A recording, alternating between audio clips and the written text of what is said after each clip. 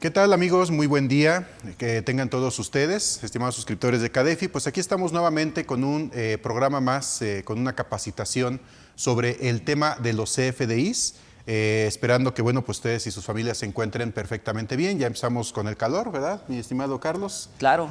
Ya estamos empezando con el calor, se antoja algo, pues no sé, más frío, amargo, no sé, como que algo diferente.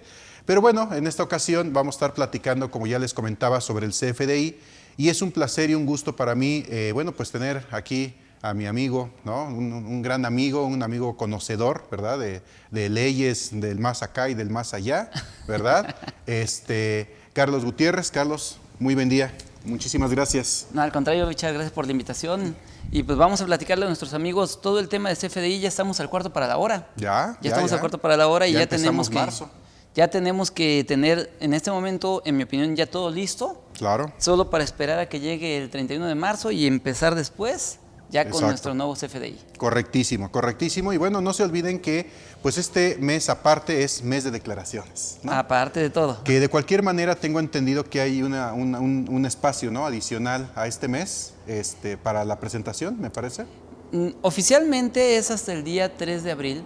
Por Correcto. el tema de que el día 31 de marzo cae en día viernes, se habilita por el artículo 12 de código que se puede presentar al siguiente día hábil.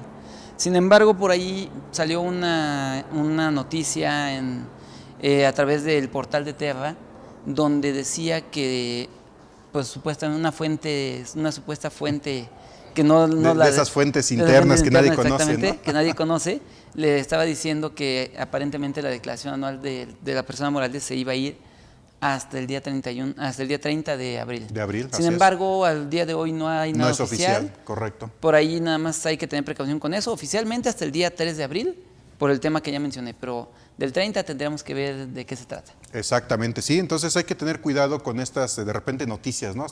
Yo siempre he dicho, hasta que no sea oficial, hasta que no lo publique el SAT, pues no podríamos como que estarnos esperando. Nosotros lo que les recomendamos es que si no han hecho el salto al CFDI, pues háganlo en estos primeros días, porque después con los temas de declaraciones y todo este tipo de cosas se puede ir complicando el proceso. En muchas empresas ya lo están emitiendo, ya han pasado por esta etapa, y recuerden que las áreas de emisión pues no siempre es la misma. Tenemos obviamente el área de facturación, ¿verdad?, que es el área en la cual pues bueno, vamos a estar emitiendo facturas, las notas de crédito, los comprobantes de pago, etcétera.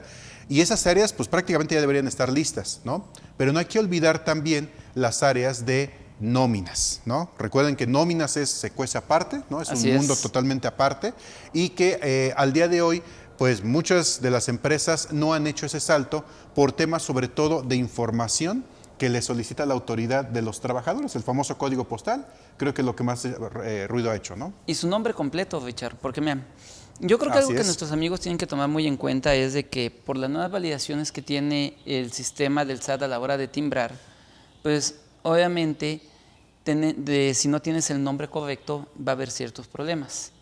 ¿Por qué? Porque hay mucha gente que no le gusta su nombre. Por ejemplo, ¿qué tal si Pepe se llamara José Evodio?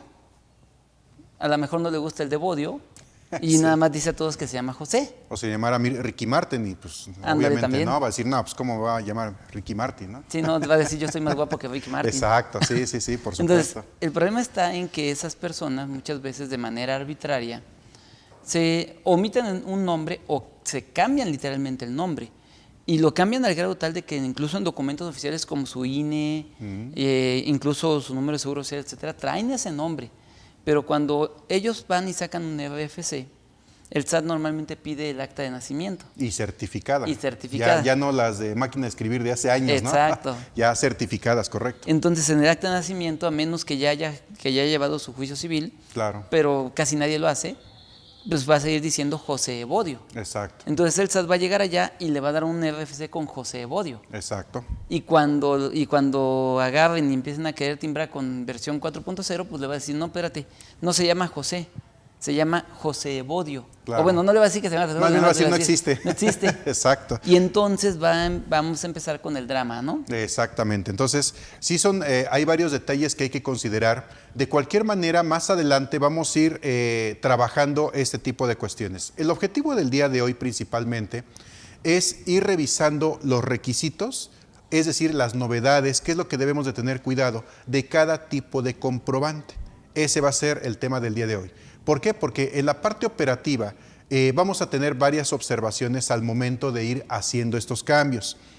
Hay obviamente en el mercado muchos sistemas, seguramente ustedes están utilizando pues alguno de estos sistemas, un RP, un sistema modular, y este tipo de sistemas muchas veces tienen ciertas opciones, ciertas características, ciertos lugares de configuración, que ahí, bueno, pues lo que nosotros les recomendamos es que pues, lo revisen con su asesor, ¿no? Que quien les vende este producto, quien les da asesoría, pues para que vayan preparando el camino y lo vayan haciendo lo más pronto posible. Generalmente el cambio, pues tendría que ser cuestión de una opción, ¿no? Simplemente decirle 4.0, pero hay que considerar temas de impresión de los CFDIs, ¿no? Hay nuevos campos que hay que incluir, temas, por ejemplo, de los catálogos de clientes que ya manejamos, ¿sí? Esos clientes que ya tenemos ciertos datos y hay que irlos actualizando porque muchas veces los tenemos desactualizados con ciertos datos que vamos a comentar a continuación. Los datos del emisor también. Muchas veces tenemos el nombre de la empresa, pero resulta que a lo mejor no se llama exactamente igual como siempre la hemos manejado, ¿no? Claro. Y esto es porque en el CFDI 3.3 no existía una validación de estas características. Entonces, son varios detallitos operativos que vamos a estar comentando, pero aprovechando pues aquí a pues nuestro maestro Carlos, ¿verdad? Con ese gran conocimiento fiscal que nos trae, vamos a aprovechar precisamente para tocar algunos puntos de corte fiscal, ¿sí? De corte fiscal, de corte en la parte, por ejemplo, pues puede ser contable, administrativa, entre muchos otros, que precisamente acompañan estos cambios. Entonces, bueno, pues sin más preámbulo, pues, ¿qué te parece si damos inicio? Me parece perfecto. Y vamos a iniciar precisamente con algunas leyes y reglamentos. Muy bien.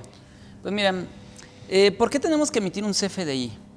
Recordemos que no es el Código Fiscal el que nos obliga a emitir un CFDI, sino que aquellas leyes de las cuales tú eres contribuyente, llámese ley del impuesto sobre la renta, ley del IVA, ley del IEPS, ley aduanera, entre otras, son las que nos obligan a emitir comprobantes fiscales. Por mencionar algunos artículos, vamos a tener, en el caso de personas morales, es el artículo 76, fracción segunda, el que nos dice que por los ingresos que obtengamos tenemos que emitir comprobantes fiscales. En la ley del IVA vamos a encontrar en el artículo 32, fracción tercera, que nos dice que por el valor de los actos o actividades que nosotros realizamos, tenemos que emitir comprobantes fiscales. De acuerdo. La ley del IEPS, en su artículo 19, fracción segunda, nos dice que si tú eres contribuyente de IEPS, vas a tener que emitir comprobantes fiscales que amparen los actos o actividades que estén grabados por dicha ley. Entonces, partiendo de esa base, ¿qué es lo que nosotros vamos a tener? Que precisamente la posición que guarda aquí el Código Fiscal de la Federación respecto a esto es solamente ponernos los lineamientos de cómo los vamos a emitir. Es decir, el Código Fiscal no me obliga a emitir un comprobante fiscal. El que me obliga a emitirlo es la ley de la cual yo soy contribuyente. De acuerdo. Entonces, ese es un tema muy importante porque de repente, pues mucha gente confunde esto entre lo que es la obligación de emitirlo y lo que es las reglas para emitirlo. Claro. Entonces, precisamente, ahí es donde está. Pero, ¿a quién le tenemos que hacer caso sobre la emisión de un comprobante fiscal, Ricardo? Porque eso también es una pregunta súper importante. Claro. Porque, mira, hay leyes como la ley del IVA que sigue hablando de ciertas cosas sobre el CFDI. La ley del IEPS también sigue hablando de ciertas cosas sobre el CFDI, algunos requisitos. Ok, de acuerdo. Entonces, ¿realmente yo a quién le tengo que hacer caso? ¿A la ley que me está obligando a emitirlo o a la ley que me está regulando cómo emitirlo? Claro. Aquí tenemos que hacer referencia, Ricardo, forzosamente a lo que es la reforma fiscal del ejercicio del año de 2012. Ok. En ese decreto, que dicho sea de paso fue publicado en el Día de la Virgen, el día 12 de diciembre, pero de 2011, nos pone en sus disposiciones transitorias una mención súper importante, Ricardo. ¿Y qué nos dice? Nos dice que en materia de emisión y requisitos de comprobantes fiscales, los contribuyentes solamente debemos de hacerle caso a lo que indique el Código Fiscal de la Federación, la resolución miscelánea fiscal y los lineamientos técnicos que de estos dos deriven. Ok. Es decir, si en la ley del ISR viniera algún requisito, yo no tengo por qué obligatoriamente cumplirlo, Claro. ya que como tal no me obliga a las disposiciones fiscales. Y ahí tengo un ejemplo muy sencillito. En el caso de gasolineros, el artículo 27, disculpen, el artículo 27, fracción tercera, dice que si tú haces consumos de gasolina, tienes que verificar que como tal, el número de autorización por parte de la CRE sea autorizado y que aparezca en el comprobante. Así dice, tiene que aparecer en el comprobante. Cierto. Pero como lo vas a ver un poquito más adelante, Richard, en ningún lado del artículo 29A dice que tengamos que poner ese número. Exacto. Entonces, ahí vemos precisamente uno de esos casos donde una ley, que en este caso es la del ISR, quiere regular algo sobre un CFDI, violando lo que el propio Código Fiscal de la Federación dice. Claro, y es que aparte el Código Fiscal de la Federación como que es más genérico, ¿no? Es más general. Así es. Y obviamente hay leyes particulares que aplican derivado evidentemente de las actividades que realizan, ¿no? Es correcto. Y precisamente son de esos puntos que tenemos que cuidar. Claro. Entonces, nosotros solo tenemos que hacerle caso en lo que es los requisitos de emisión al Código Fiscal y al reglamento y a la miscelánea. Correcto. A nadie más. Correcto. Ahora, precisamente en ese sentido, Richard, ¿qué es lo que tiene que cumplir un contribuyente para poder emitir un comprobante fiscal? Porque también tenemos que tener ciertas características como contribuyentes. Es decir, no es nada más de que ya soy contribuyente y ya. Así ¿Por qué? es. Porque mira, hay muchos tipos de contribuyentes marcados por las leyes. Por ejemplo, están los asalariados. Exactamente. Un asalariado está registrado ante el SAT, tiene una cédula, tiene un RFC, pero no tiene esa capacidad de poder emitir comprobantes fiscales. Así es. Porque la ley no se los confiere. Claro, a menos que tuvieran otro régimen que sí se los permitiera. Es correcto. Claro, por supuesto. Otro ejemplo más, los socios o accionistas de empresas, Ricardo. Sí. ¿Qué pasa con estos dos en el caso de las empresas? Pues yo percibo dividendos por las ganancias que me distribuye la empresa de la cual soy socio. Claro. Pero mi régimen no me permite o no me da esa obligación de emitir comprobantes fiscales. Así es correcto. Entonces, esta situación es un dato importante. ¿Por qué? Porque en el artículo 29 del Código Fiscal de la Federación, que es donde nos marca qué tenemos que cumplir para poder, o sea, qué características tiene que cumplir el contribuyente, dice la primera, 1, tiene que estar inscrito ante el RFC, y 2, contar con un certificado de firma electrónica por lo menos. Así es correcto. Entonces, recordemos que el artículo 17D del Código Fiscal de la Federación es donde se regula cómo se va a emitir la firma electrónica. Y recordemos que en México el único organismo certificador que puede otorgar firmas electrónicas actualmente es el SAT. Aunque el mismo artículo 17D dice que también puede ser el Banco de México, sí, el hecho es que solamente las otorga el SAT. Entonces tenemos que tener una firma electrónica del SAT. Y aquí entremos en un tema importante, Ricardo, que no tienen que olvidar nuestros amigos. Okay. ¿Qué pasa con aquellas personas físicas que son contribuyentes del régimen de incorporación fiscal y aquellas personas físicas que eran contribuyentes de incorporación fiscal y que a partir del año 2022 se pasaron a régimen de confianza? Tienen una característica, que no tienen firma electrónica, porque el régimen permite facturar sin firma electrónica. Claro. Entonces es muy importante que estas personas que acabo de mencionar, como tal, tramiten ya su firma electrónica, porque a partir de lo que será el 1 de abril próximo, no podrán facturar si no tienen firma electrónica. Sí. Y eso va a ser un tema importante, en particular en ellos dos. ¿Por qué? Porque todos los demás contribuyentes, por ejemplo, las personas de honorarios, los de arrendamientos, en general todas las personas morales, ya tienen su firma electrónica. Claro, si no, no podrían facturar. Si no de pueden entrada. facturar, exactamente. Así es. Inclusive contribuyentes que se acaban de dar de alta ya como reciclo, a ellos ya les exigen tener firma electrónica. Entonces, reitero, los únicos que en este momento pueden no tener firma son los que eran régimen de confianza, claro, que venían, o sea, que son régimen de confianza que venían de reciclo, o los que son reciclo. Son solamente ellos los que no van a poder, los que no tienen firma y que por lo tanto tienen que hacer este trámite antes del 31 para que a partir del 1 de abril sí tengan la posibilidad de poder facturar. claro. Ahora, la segunda característica que deben de tener, Richard, es deben de tener obligaciones ante el SAT.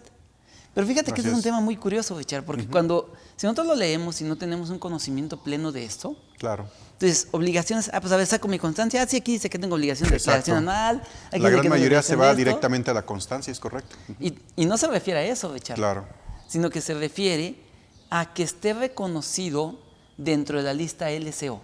Así Richard, es. ¿qué es la lista LSO para nuestros amigos que no saben qué es? Por supuesto. La lista LSO, bueno, se le llama precisamente LSO porque es una lista de contribuyentes obligados. Esta lista es, así como su nombre lo indica, es una lista enorme, ¿no? Donde estamos todos los contribuyentes, y esta lista la tiene el SAT dentro de su servidor, la cual puede ser consultada sobre todo por los PACs, ¿no? Los proveedores autorizados de certificación. De hecho, esta lista le sirve mucho al SAT porque cuando haya algún tema de corte fiscal o el contribuyente no ha presentado ciertas declaraciones, está como no localizado, entre muchos otros, cambia el estatus. Claro. Cámbiale, así de fácil, cambia el estatus. Esta lista generalmente los PACs la consultan en las mañanas y en las tardes, ¿sí? Aproximadamente, no hay un lineamiento como tal, pero más o menos es la consulta. Entonces, puede ser que a lo mejor el día de hoy emito mi factura sin problema, pero el día de mañana quiero facturar y resulta que me dice que no estoy en la lista de contribuyentes obligados, ¿no? ¿Por qué? Pues porque el SAT por alguna situación cambió mi estatus y así de simple ya no puedo facturar, ¿no? Claro. Que también hay otra lista, ¿no? Que es sobre todo para la parte de los clientes, ¿no? En donde ahora no le puedes facturar al cliente también, ¿no? Es correcto. Entonces el SAT nos tiene así como que por los dos lados. Es decir, ¿no? es la lista de los malportados. Exactamente, exacto.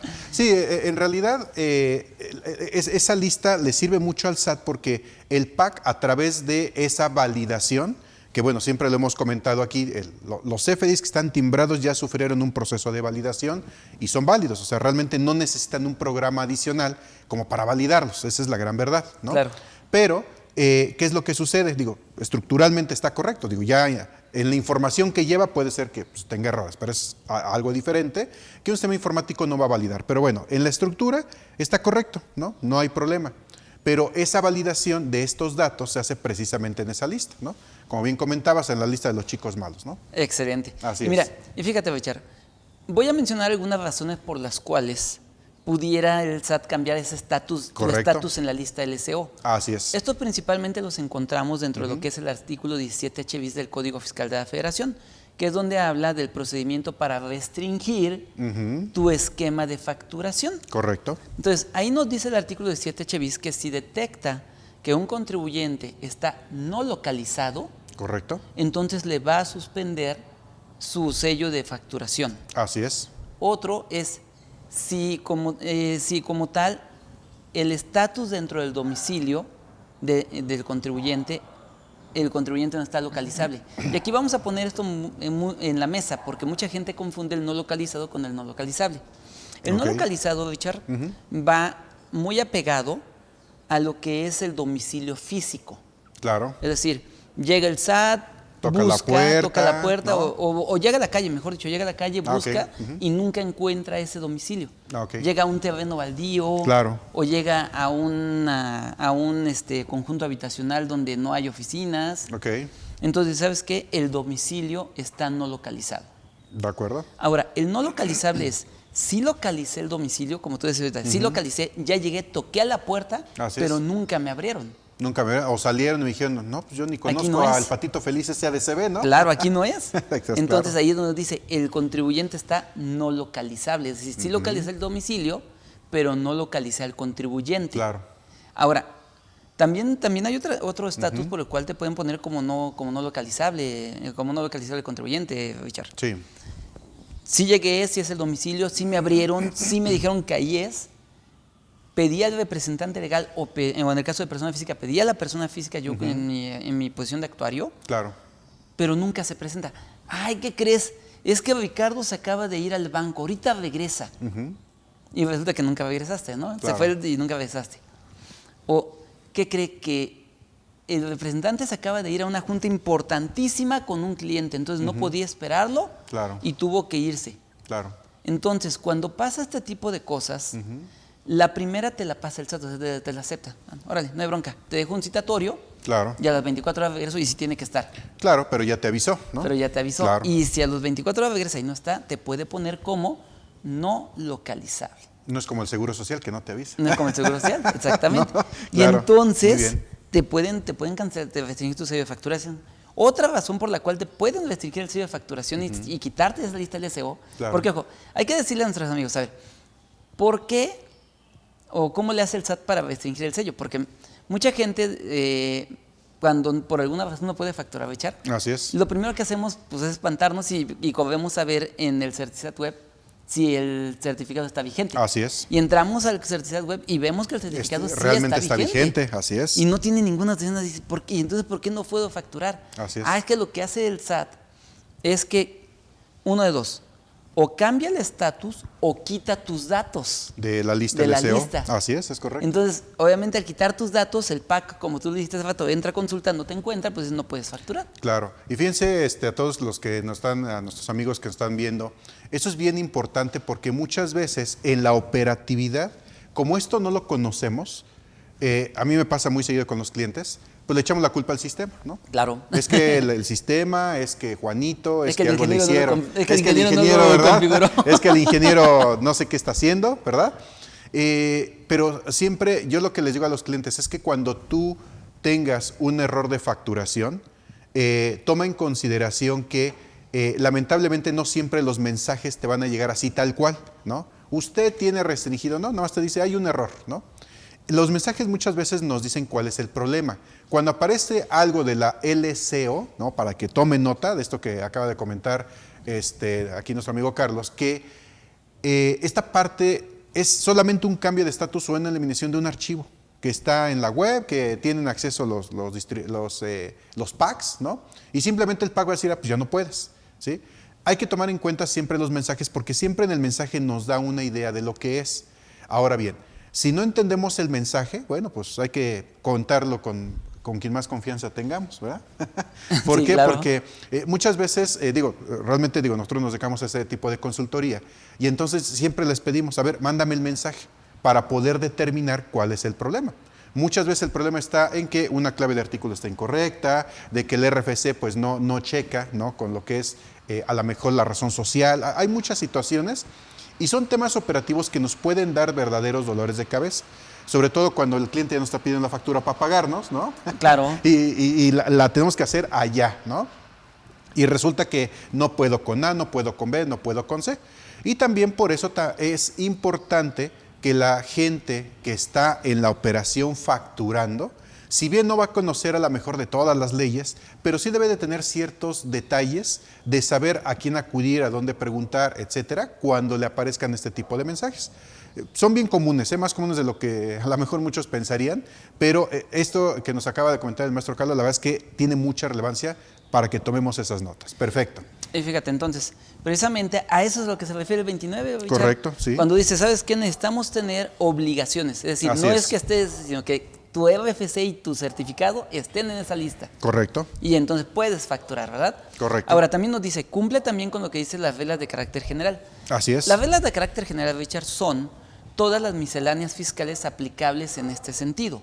¿De acuerdo? Y sus anexos inherentes. Por ejemplo, el anexo que regula esto, Richard, tú sabes, es el anexo 20 de la resolución miscelánea. Correcto. Que dicho sea de paso, quiero hacer este comentario muy importante. Perfecto. El anexo 20 no es un anexo para un mortal ni para un contador.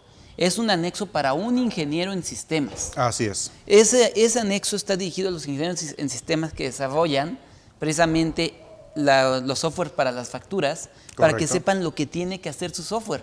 Así es. Entonces, nosotros luego como simples mortales en ese sentido, queremos leer el anexo 20 y queremos interpretarlo, pues no podemos, porque trae lenguaje informático, trae características informáticas, y si no tenemos una preparación en ese sentido, Richard, pues no podemos, ¿no? Así es, sí, de hecho por eso siempre mencionamos que el anexo 20 son las características técnicas y tecnológicas que deben de reunir los comprobantes. Así es. De hecho, fíjate que es un anexo muy interesante porque viene desde cada campo, qué es lo que debe de llevar, si es opcional, si es obligatorio, si depende de otros campos para poderse integrar. Vienen algunos catálogos incluso, pero incluso vienen las restricciones dentro de ese anexo 20, donde muchas veces yo quiero emitir cierto comprobante, pero de repente si yo escribo una información en un campo ya no me deja llenar otro. Claro. O de acuerdo a cierto régimen fiscal, a ciertas características del contribuyente, yo no puedo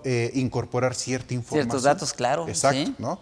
Como tú bien dices, bueno, efectivamente, pues hay muchas situaciones ahí, muchos códigos, ¿no? Ahí vienen algunas cuestiones de encriptación del propio archivo, etcétera, que dicho sea de paso, bueno, pues digo, a lo mejor yo siempre le digo, lo puedes abrir a lo mejor con un bloc de notas, ¿no? Tú le puedes cambiar lo que quieras, ¿no? Pero de ahí a que sea válido, sí, exacto, ¿no? Ya es otra cosa, ¿no? Sí, nosotros muchas veces hemos hecho ciertas modificaciones dentro del archivo, pero en ciertos lugares, no se puede en todos. Pero es porque obviamente hay que revisar primero este anexo, ¿no?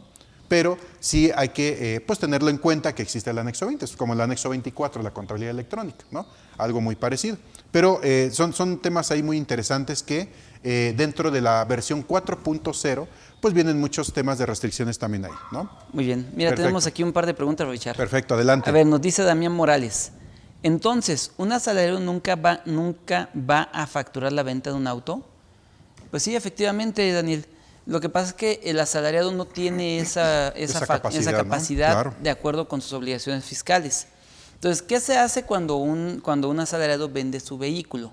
Tenemos todo un tratamiento que ahora está incorporado dentro de las reglas del capítulo 2.7.3. En este capítulo 2.7.3 está exactamente una reglita que nos dice cómo tenemos nosotros que llevar a cabo la facturación de un vehículo. Y no lo facturas tú, sino que aquí hay dos maneras. Uno, por ejemplo, la clásica, vas y dejas tu auto o hacen lo que hizo mi buen amigo Ricardo. No lo quiero quemar en vivo aquí en el curso, y estamos en vivo, quiero dejarlo bien en claro, pero no sabían, pero Ricardo fue y dejó a su vieja por salir con una nueva. Hay que renovarse o morir, ¿no? Sí, ¿verdad? Camioneta, quiero dejarlo bien en claro, camioneta. Es que cambié mi Porsche. Sí, claro. Lo cambié por Cambió su Cayenne por otra. Entonces, ¿qué pasa? O sea, yo voy y dejo mi auto usado a la agencia. Soy asalariado. Obviamente no le puedo facturar a la agencia. Así es. Porque no tengo esa capacidad. Claro, por Entonces, supuesto. Hay una reglita miscelánea, Ricardo, que es la regla 2.7.1.10 de la miscelánea fiscal, que dice que la agencia de autos puede incorporar en la factura del auto nuevo un complemento que se llama complemento de autos usados. Es correcto. Y ahí poner todos los datos del vehículo usado y de quién se lo vendió. Claro. Y con eso se considera que para el adquirente del auto, que en este caso fue la agencia, puede tomar el costo para poderlo deducir en la posterior venta de ese vehículo. Exacto. O sea, tú como empresa que estás adquiriendo ese vehículo, generas esa factura, ¿no? O sea, no le está generando quien te lo está vendiendo, tú lo estás generando, pero estás incorporando datos de quien sí te lo está comercializando. Es correcto. ¿Por qué? Porque si tú como asalariado quisieras hacer facturas, pues tendrías que hacer todo un cambio, ¿no? Tendrías que incorporar nuevas obligaciones, tendrías que hacer todo un relajo. Por eso es que pues, tú no podrías facturar como tal, ¿no? Así es. Y esto es bien cierto, ¿no? En la parte de ese complemento. Entonces, bueno, pues ahí está la respuesta, ¿no? Sí, sí. Y hay una segunda opción, porque, por ejemplo, esta fue cuando lo vendes a una agencia, ¿no? Así es. ¿Y qué pasa con la operación entre particulares? Yo soy asalariado, te vendo mi coche, Richard. Claro. Pues obviamente ahí como tal, pues yo no tengo la obligación de poderte facturar, pero yo soy asalariado, tú también eres asalariado. Claro. Entonces, es como aquel dicho que dice, nadie sabe, nadie supo. Sí. Entonces, ¿qué tenemos que hacer? Nada más armar correctamente nuestro expediente legal, nuestro contrato de compra-venta, que normalmente la conocemos como responsiva de venta. Exacto. La transferencia de los derechos, documentos, ¿no? y ceder los derechos en la factura. Claro. Para que podamos sin ningún problema hacerlo. Entonces, hasta que el SAT no ponga una forma de regular esto, pues va a seguir operando esa parte. Pero con contribuyentes formales, llámense lotes de autos, llámense agencias de autos, inclusive hasta si un asalariado le vende una empresa, porque también se puede dar el caso, sí, ¿no? Sí, es correcto. Se puede dar el caso, se puede utilizar esta mecánica que acabo de mencionar. Claro, no, y además de hacer los trámites correspondientes. Recuerden que, por ejemplo, la venta de un auto, no solamente hay que preocuparnos por la facturación, hay que dar de baja el vehículo, ¿sí? Hay que dar aviso a las autoridades competentes para la baja de ese vehículo y que la otra persona lo pueda dar de alta a su nombre. O sea, en esa transacción, que son trámites ya fuera de lo fiscal. Sí, son trámites administrativos. Exacto, son trámites administrativos que se deben de hacer. ¿Por qué? Porque muchas veces nos encontramos autos que se lo compramos a Juanito, ¿no? Pero resulta que trae a nombre de Pepe, ¿no? Y trae nombres donde pues nada más hacían lo de antes, ¿no? Así es. Volteaban la factura y le ponían cedo, los derechos. De estas y exacto, vámonos. ¿no? Y vámonos, ¿no? El famoso endoso. Exacto. Pero, por ejemplo, aquí, ese tema que acabas de tocar con ese documento es muy importante. Es válido. Así es. Es válido, es legal. Perfecto, muy bien. Siguiente. Mira, tenemos otra preguntita, Bechar. Adelante. Nos dice por aquí nuestro buen amigo Miguel Estopier. Dice, Ok. la fecha límite para Vesico persona física para obtener firma también aplica a los contribuyentes Vesico persona física Agape que emiten CFD a través de adquirente, porque entonces si llega la fecha límite y no tienen firma electrónica tampoco podrán emitir el CFDI de esta manera. Fíjate que en este sentido, mi estimado Miguel, a ellos no es aplicable. Lo que pasa es que